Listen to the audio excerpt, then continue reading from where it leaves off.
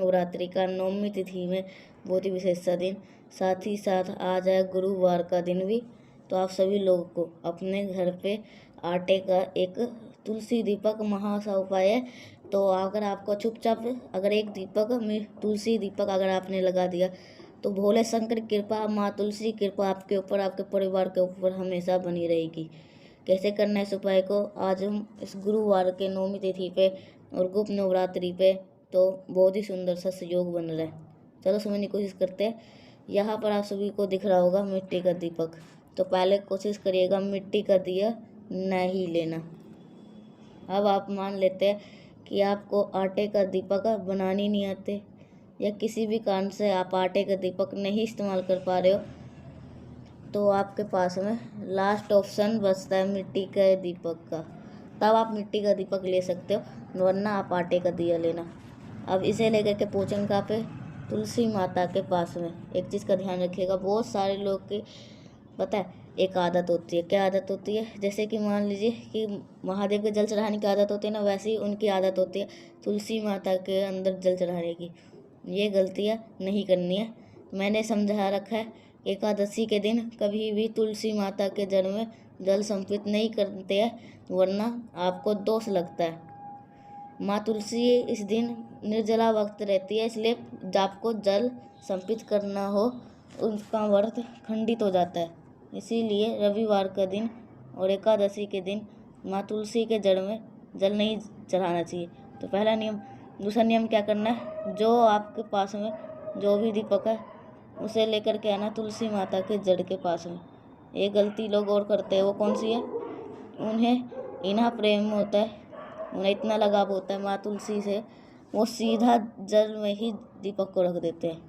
जब वो दीपक को जलाते हैं उसकी लौ से तुलसी माता को अग्नि का ताप लगता है और उससे भी आपको दोष लगता है।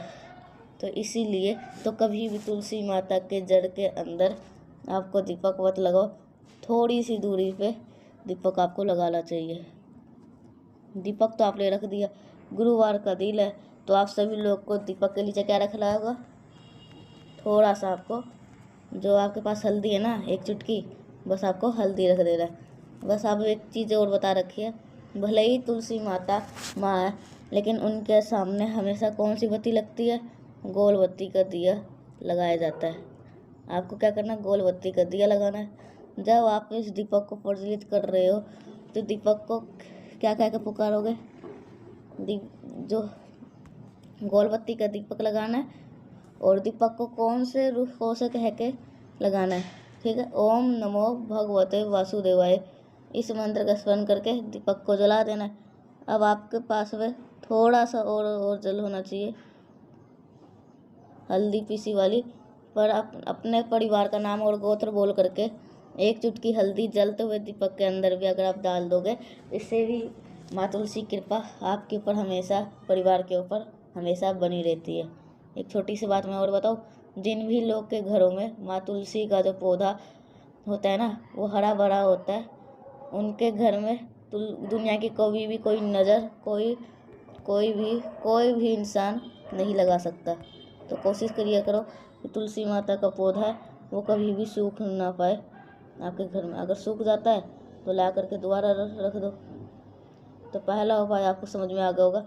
आगे बढ़ते से गुरुवार के अपने ही घर पे करने वाले इस उपाय को, और इस उपाय को करने का जो बेनिफिट होता है वो आपको होगा बीमारी, ये आप कह सकते हो रोग मुक्ति से।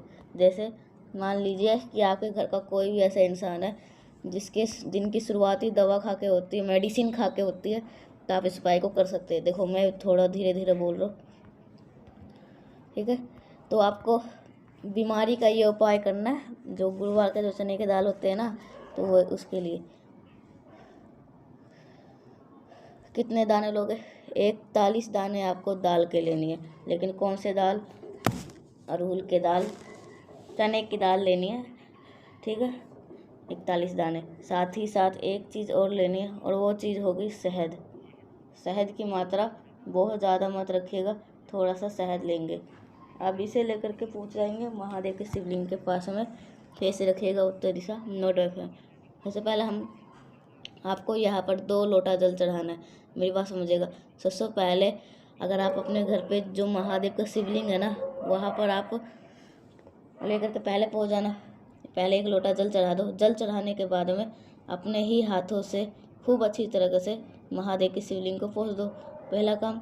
दूसरा काम, जो आपके पास में शहद है, उस शहद का लेपन भोले शंकर के शिवलिंग के ऊपर खूब अच्छी तरीके से कर देना है। जितना अच्छी से कर सकते हो ना, इतनी अच्छी तरीके से लेपन करना। लेपन करने के बाद में जो आपके पास में चने की दाल 41 दाने है, जो भी व्यक्ति आपके घर में बीमार रहता है, रोगी परिवर्तन का, उसका नाम और गोत्र बोल करके महादेव के शिवलिंग के ऊपर समर्पित करना। और फिर आपको 1 लोटा जल दोबारा समर्पित कर देने से अगर आपके घर में कभी भी कोई भी इंसान बीमार नहीं पड़ सकता। ध्यान रखिएगा, जब भी हम बीमारी को कोई भी उपाय करते हैं, चने की दाल आपको इस चंदन के ऊपर ऐसे करके चिपका देना है, ठीक है। अब यहाँ पे आपको समझ में आ गया 2 उपाय। आगे बढ़ते हैं इस वीडियो के हम अपने तीसरे उपाय की तरफ। और ये तीसरा उपाय आपको करना है वो होगा आपके इच्छा पूर्ति के लिए। जैसे कि बहुत ज़्यादा परेशान रहते हो, अपने विशेष को लेकर के, अपनी मनोकामना को लेकर के इधर उधर भटक रहे हो, तो आपको फिर भी बेनिफिट नहीं मिल पा रहा है, तो आप इस गुरुवार के दिन छोटा सा उपाय करना है। चलो समझने की कोशिश करते हैं। सबसे पहले आपको यहाँ पे पीला चंदन दिखाई दे रहा होगा, दिख रहा है, तो आपको क्या करना है, ऐसे लेना है पीला चंदन। एक छोटा सा काम वो कर दिया। जल्दी इसके लिए पहले वीडियो को लाइक, जिसने अभी तक चैनल को सब्सक्राइब नहीं किया, मेरे सारे फैमिली इस चैनल को ज़रूर सब्सक्राइब करिएगा, तो आपको जब भी मैं उपाय भेजूँ तो आपको जल्दी से पता चल जाए। तो आपको पीला चंदन आपको गीला लेना है, सूखा सूखा मत लेना, हल्का सा पानी डाल के इसे गीला कर लेना। और गीला करने के बाद में आपको महादेव की सबसे प्रिय चीज़ लेनी है, वो है बेलपत्र। अब यहाँ पे एक नियम समझिएगा, हमें यहाँ पे एक मंत्र का स्मरण करना है। वो कौन सा मंत्र है? गुरुवार का दिन है, ओम नमो भगवते वासुदेवाय का स्मरण करना है। अपने ही घर का उपाय करना, ओम नमो भगवते वासुदेवाय। इस मंत्र का स्मरण करके जो आपके पास में पीला चंदन है, उस पीले चंदन को बेलपत्र के 3 पत्तियों पे कुछ इस प्रकार से आपको लगानी है, जैसे मैं लगा रहा हूँ। क्या करेंगे, बेलपत्र के 3 पत्तियों पे जैसे मैं लगा रहा हूँ, इसी प्रकार से आपको भी लगा देना है, ठीक है। लगा दिए। अब लगाने के बाद में आपको इस बेलपत्र को उठाना, तांबे के लोटे में आपको जल भरना है। जल के अंदर आपको गंगा जल अगर मिल जाए तो आपको बहुत अच्छी बात है।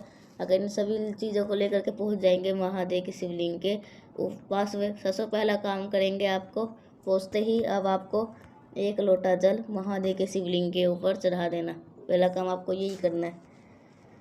दूसरा काम क्या करना है, जो आपके पास में मैंने बेलपत्र दिखाई है ना, उस बेलपत्र को माता अशोक सुंदरी के स्थान पे समर्पित कर देंगे। जिस तरफ से आपको पीले चंदन को लगाए हो, ओम नमो भगवते वासुदेवाय के स्मरण करके, अब आपको वही बेलपत्र पीला चंदन में शिवलिंग को टच करना होना चाहिए, महादेव के शिवलिंग के ऊपर माता अशोक सुंदरी के स्थान पे समर्पित करना। और फिर समर्पित करने के हाथ जोड़ करके जो भी आपकी कामना हो, जो भी आपको विशेष हो, अगर आप कह देते हैं तो आपके वो सारे मनोकामना बहुत जल्दी पूरी हो जाती है। तो आप सभी को 3 उपाय समझ में आ गया। आगे बढ़ते इस वीडियो के हम अपने सबसे आखिरी उपाय और बहुत ही इम्पोर्टेंट उपाय की, जो कि आपका ये उपाय होगा पैसों को लेकर के क्या है कि अगर आपके घर में धन संपदा की कमी है, तो माँ लक्ष्मी का वास आपके घर में नहीं होता, तो आप इस उपाय को करेंगे। इसके लिए आपको 2 चीज़ों की आवश्यकता है। इस बार हमें गीला पीला चंदन नहीं लेना है। इस बार हमें को क्या करना है, गीला चंदन नहीं लेना है, आपको सूखा पीला चंदन लेना है, जो कि बहुत ज़्यादा नहीं, सिर्फ 1 चुटकी। साथ ही साथ आपको धन संपदा को उपाय है, तो 1 कमलगट्टा अनिवार्य लेने का। मन है कमलगट्टा नया ले लो, पुराना ले लो। एक तांबे का लोटा लीजिएगा, उसके अंदर जल भरेंगे। 1 चुटकी जो मैंने आप सभी को पीला चंदन बताया ना लेने के लिए, वही सूखा हुआ पीला हुआ चंदन कलश के अंदर डाल देना। और फिर महादेव के शिवलिंग के पास में पहुँच करके जो आपके पास में कमलगट्टा है, वो रिद्धि सिद्धि का स्मरण करते हुए महादेव के शिवलिंग के ऊपर रख करके, और जो पीले चंदन का जल है इसी कमल गट्टे के ऊपर अगर आप समर्पित कर देते हैं तो आपके घर में कभी भी धन सुविधा कभी नहीं हो सकती। ठीक है, तो मैंने कोशिश करी आप सभी लोगों को आज के नवरात्रि को नवमी तिथि के खास साथ ही साथ आपको गुरुवार का वीडियो पसंद है तो लाइक करेगा। कुछ पूछना है नहीं समझ में आया नीचे सेक्शन में पूछ सकते हैं। और मेरे जितने भी आवाज़ पहली बार सुन रहे हैं चैनल को ज़रूर सब्सक्राइब करिएगा। तो मिलते हैं नेक्स्ट पाए साथ, तब तक के लिए श्री शिवाय नमस्तुभ्यम।